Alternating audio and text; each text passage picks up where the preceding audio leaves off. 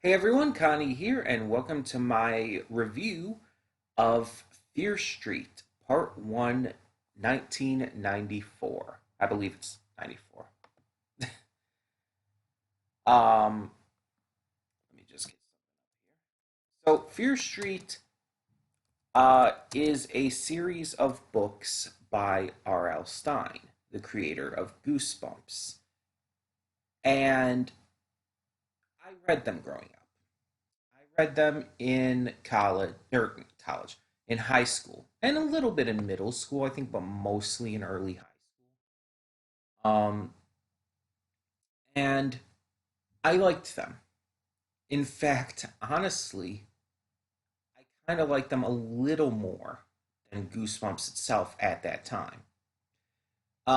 I had kind of gotten to the point where I guess you could say I had grown out of Goosebumps, and it's not that I didn't like it anymore, but I preferred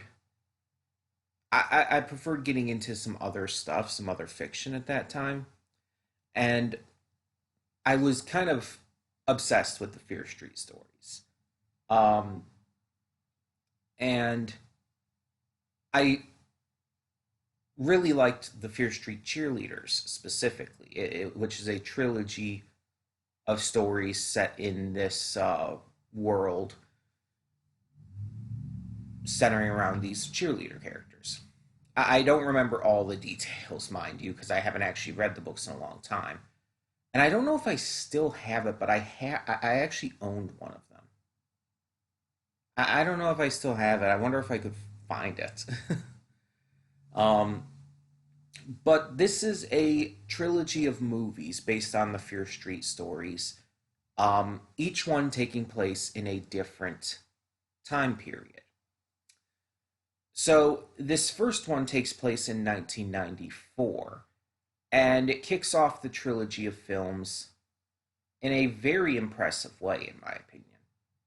Um, I feel like this easily could have been too cheesy and goofy, and they could have taken it more of the Goosebumps route because, it's R.L. Stein. But no, they actually did well by the more young adult theming of the Fear Street series in comparison. Because while Goosebumps was meant for more kids or young teens, Fear Street was definitely meant for an older audience. Um, it definitely tackles a lot more mature subject matter. It has much more gruesome death stuff in it. Like in the cheerleaders books, there's this one character who gets boiled alive in a shower, which is horrific, absolutely horrific. Um, so it's very clearly not meant for the same young audience. Um, so we go into this movie and it's just kicking off this trilogy. It does a lot of great horror stuff. There's a lot of great references in it, and it really is starting an actual trilogy. Like it's not like just a how do I put it? It's not just a kind of like um series of movies that are all like part of the same universe but technically disconnected films. No, this is very much connected. It's very much an ongoing narrative, um, and I think it's handled very well. Now, moving forward, we will get into some slight spoilers. I'm going to try not to spoil any super relevant plot details or reveals, because I definitely think this needs to be experienced.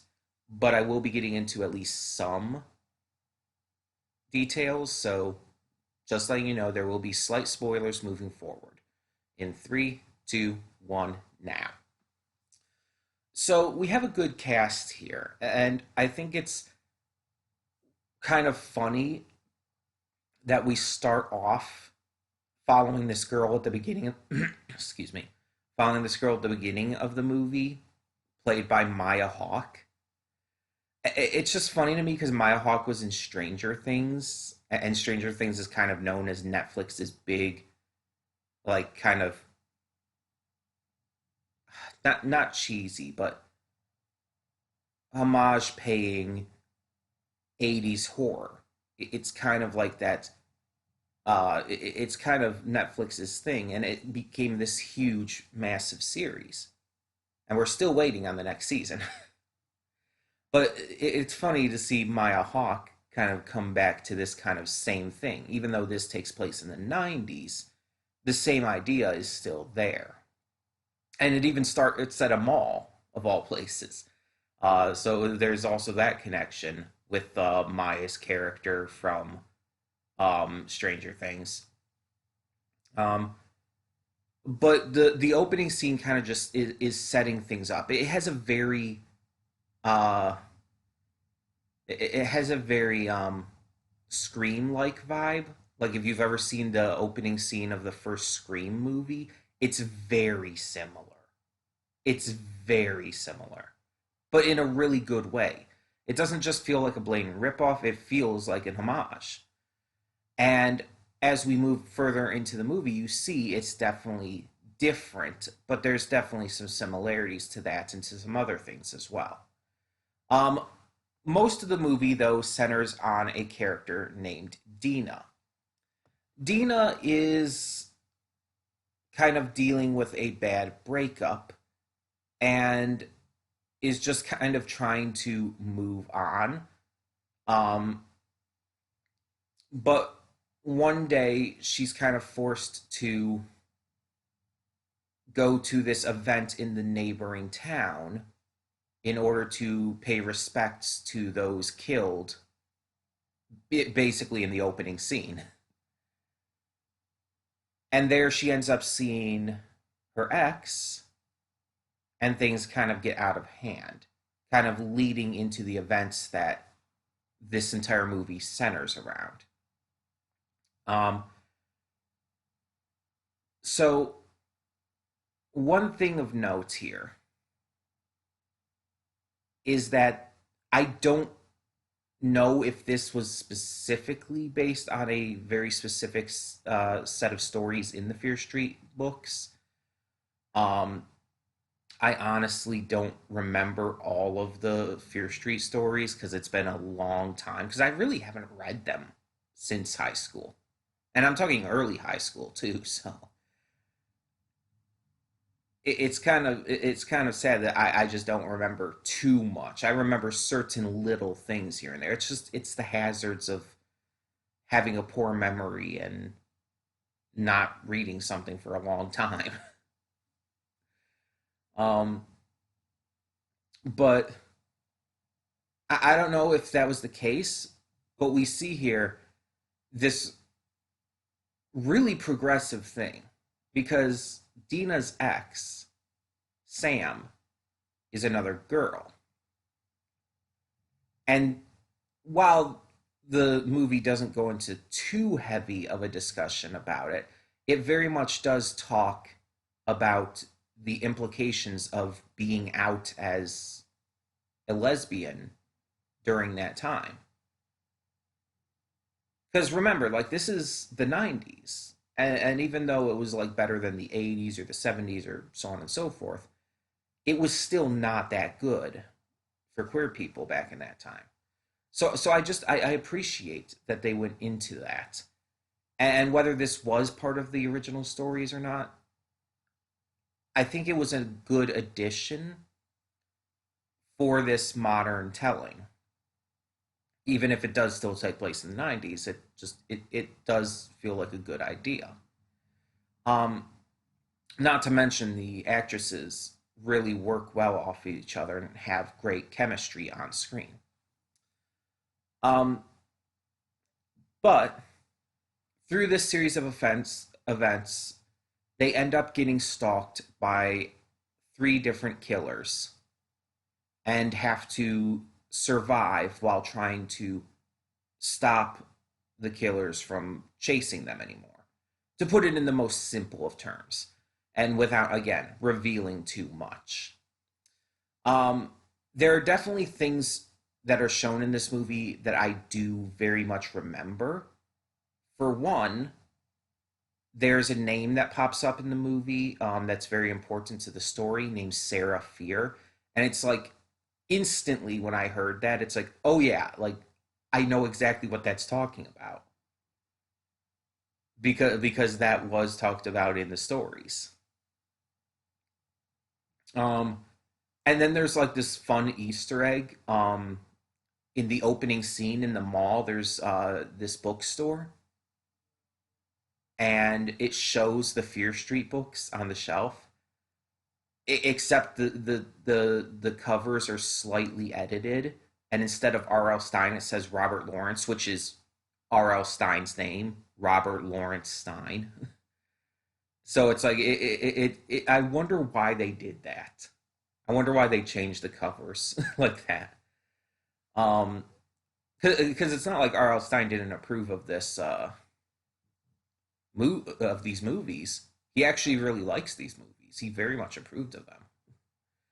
Um, but yeah, that had been talked about online a little bit. I saw that online that he actually really liked that how they turned out. Um, but anyways, at least one of those as well was the first Evil, which is the first of the cheerleaders trilogy for Fear Street. So that's really fun that that was shown in there too, because again, that's the trilogy of Fear Street that I liked the most, um, and that I read the most. But this this first movie really impressed me. There's some supporting characters as well. Dina has a younger brother named Josh, who is really really interesting as a character, and there's some definite things you can like kind of headcanon regarding him. Um, but I'm again, I don't want to spoil too much, so I'm not going to say too much regarding it. But he's very much the knowledgeable character of the group. Um, he knows all about the history of the towns and everything and what's going on. Um, then you have these two characters named Kate and Simon, who at first seem a little annoying, but you very much grow to like them as the movie progresses. You have these random other characters kind of thrown in there as well, who don't really have too much importance. Um, but the actors do a good job nonetheless. All of the acting across the board was really well done. The soundtrack was well done. The direction and everything was well done, and the gore and effects surprised me at how well done they were. Like they were really well handled. They felt believable, and honestly, like there's even this one point in the movie. If you've seen it, you might know what I'm talking about. Where it seems like the effects should be absolutely terrible, yet somehow it works, and it's like it's really surprising because it's like just watching exactly what's happening. It's like, oh yeah, these effects should be absolute shit, but then you're watching it, it's like this is actually not that bad. Why is this not that bad? Um, but yeah, I really liked how that was all handled,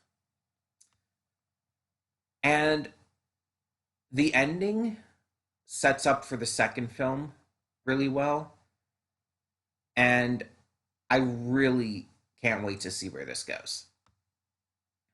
The next one comes out this Friday, and then the third and final one comes out next Friday, I believe. So I will continue to review these and tell my thoughts, but this is definitely something. If you like horror and if you like Stranger Things, I would definitely suggest checking this out. It is very much worth it.